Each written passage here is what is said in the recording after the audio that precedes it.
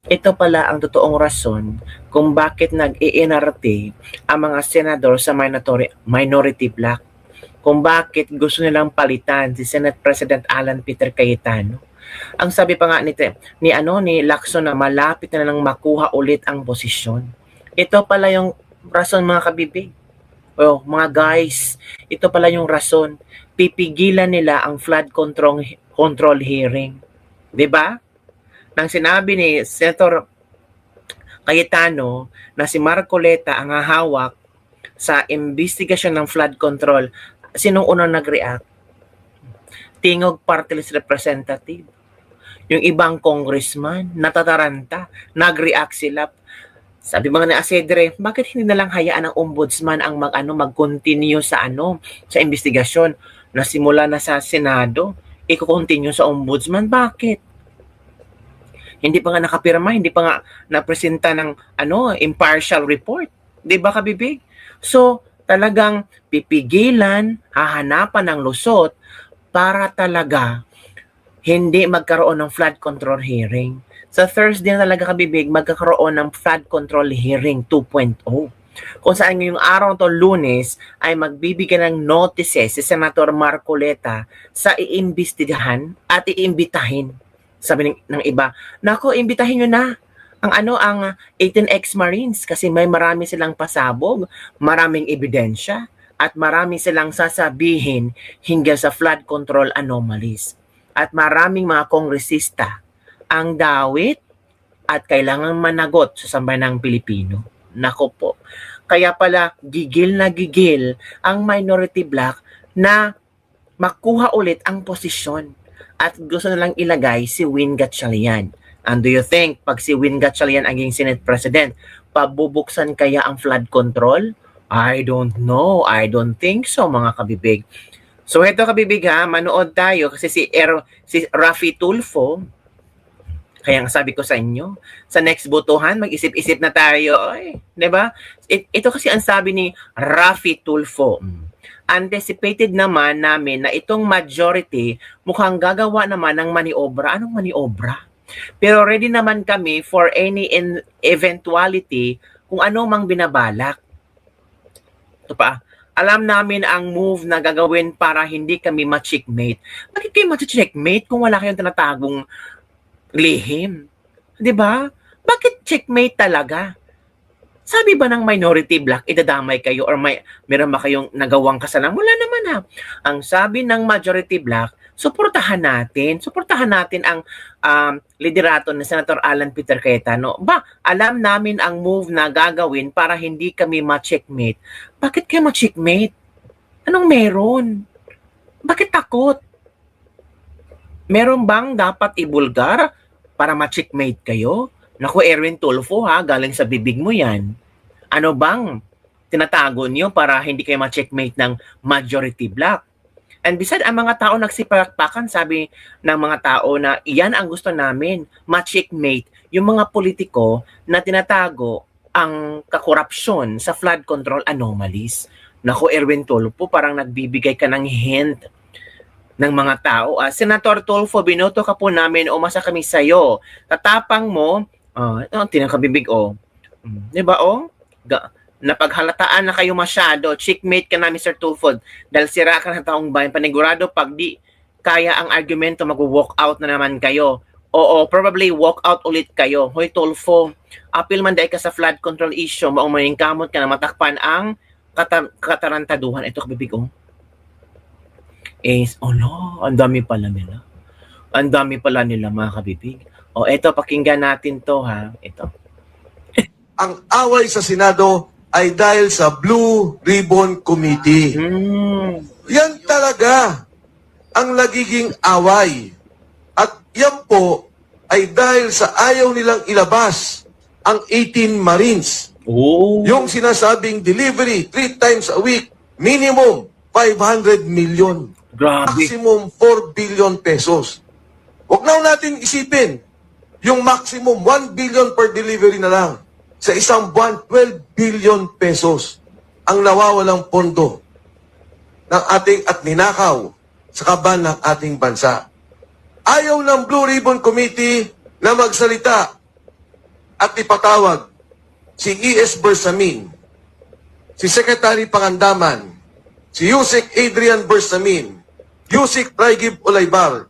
Yan yung 8 billion na nanggaling mismo kay Senator Ping Lacson. Ooh. Ang sabi niya, niloko daw ang presidente, batay sa sulat ni Yusek Bernardo. At ang sabi niya, yung 8 billion, nasa 4 na taong to. E di pagsalitay natin, pakinggan natin kung anong sasabihin. Ayaw po nilang mapatawag si Mark Teksay at si Paul Estrada, dalawang assistant ni Saldico, na may ledger. Maganda po yung ledger na yun. Hindi lamang kung saan binigay, kundi kung saan nang galing ang pondo. Ooh. Ang sabi nga sa akin ni Saldico, during one of our conversations, nung nag-usap pa kami, Attorney Ferdy, ang sabi niya, alam mo, sabi niya, Idol, mas malaki pa nga doon sa mga road, yung safety road projects, ang bigayan. Yung netting, sabi niya, ang laki ng bigayan dyan. Ayaw nilang ipatawag si Manny Bonoan na dapat magsalita dahil sinabi siya yung umawak ng 30 billion na nag-ayos doon sa 100 billion na pondo na ibinigay ni Saldico. Ayaw po nilang marinig si Saldico. Pag si Saldico pinayagan ng Blue Ribbon na magsalita under Zoom, magiging opisyal lahat ng sasabihin niya tungkol sa pondo. At higit sa lahat, ayaw po nilang ipatawag si Speaker Martin Romualdez. Ngayong araw lang naglabas ng statement yung kanyang abogado, si Attorney Atienza. Ang sinasabi, wala daw silang relasyon sa budget. He is the Speaker of the House. There is no direct function governing the budget in terms of approval and execution. E di pakinggan po natin, pagsalitain natin, e di ba ang sabi ni Saldico, yung tamarind na bahay niya, amoy pera na. Dahil yung ilalam nun ay puro pera. Anong sabi ni Speaker Martin Romualdez? Pag ako pinilit nyo, magsasalita ako. Eh di ba yung palang admission na may alam siya? Eh yun nga kung sila E.S. Bersamin, Secretary Pangandaman, na magsalita si Saldico, biglang nag-resign. Yan ang ayaw nila sa Senado. Ooh. Ang Blue Ribbon Committee hearing. Yan pala ang ayaw ng mga senador. Hindi pala impeachment, kundi ayaw nilang magsalita. O, eto kabibig ha. O, grabe yung pasabog ni Mike Defensor. Pati si Mike Defensor ginigipit na rin ng mga kalaban. O, eto pa kabibig. O, pakinggan natin to. Miski sila, inaamin nila na ang realidad, no, ay hindi kayang kunin ang 16 na boto para mag-convict kay Inday Sara. So, hindi yan ang punto de vista nila. Ang kanila lang gusto ay i-demolish ang reputation at integridad ni Vice President Inday Sara. Yun lang. In the hope na bababa ang kanyang mga numero para pwedeng vulnerable na siya pagdating ng 2028. Pero awa ng Diyos, hindi ganun na nangyayari. Ang nangyayari, lalong nananalig ang tao kay Vice President Inday Sara. So, given that, kung yun ang ating predicate, ano ang dahilan kung bakit talagang ganitong pilit na gusto nilang mapalitan na muli ang liderato ng Senado? Yun ay yung Blue Ribbon Committee hearings. Yun ang pinaka-importante.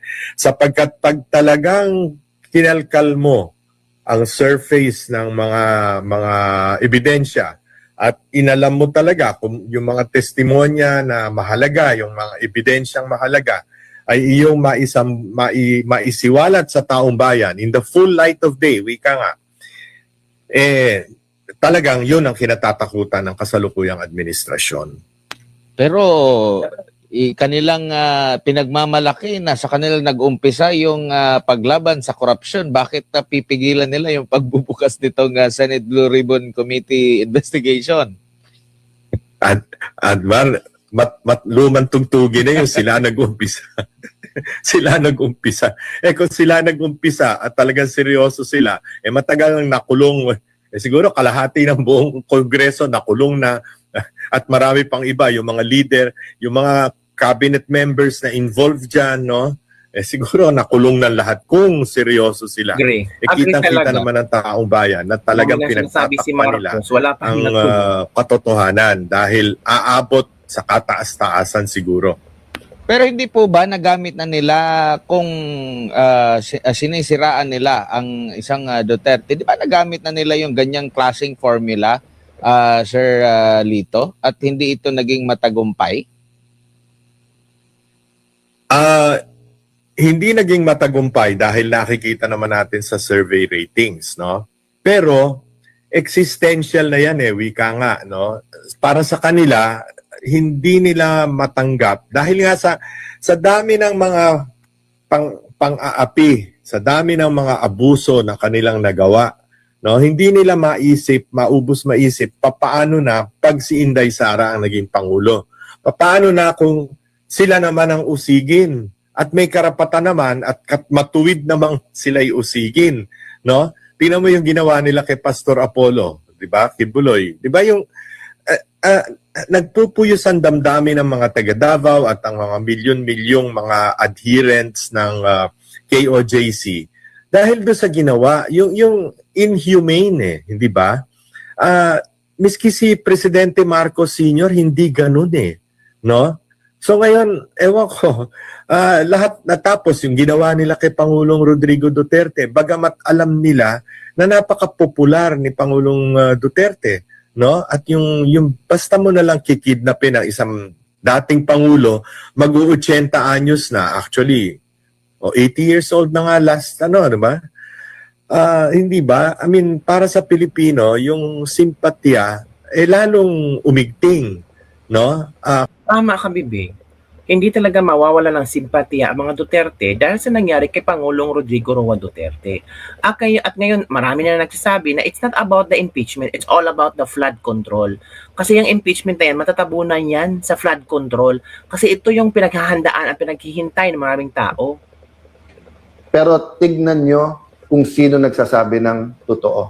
So let me stop there and ask for prayers, for reflections, for insights during this weekend. Hopefully, both sides will have their numbers in full force Monday. But yun nga, tuloy kasi yung takutan at yung sinasabing maaresto na and then kung sino-sino ninename nila na babaliktad. Yung 11, nang-o-onset talaga, hindi nagbibigay ng tamang impormasyon. Then there are forces, spiritual and physical forces in this nation that wants to keep us poor, that wants to keep corrupt, that wants to take out hope. So where I started, that's where I'll end. Don't lose faith, mga kababayan. Have faith. Don't lose hope, mga kababayan. So Christians, Muslim, anuman ang ating paniniwala, keep praying. Malaki ang pag-asa ng ating bansa. But we have to get things done. Good afternoon. God bless you all.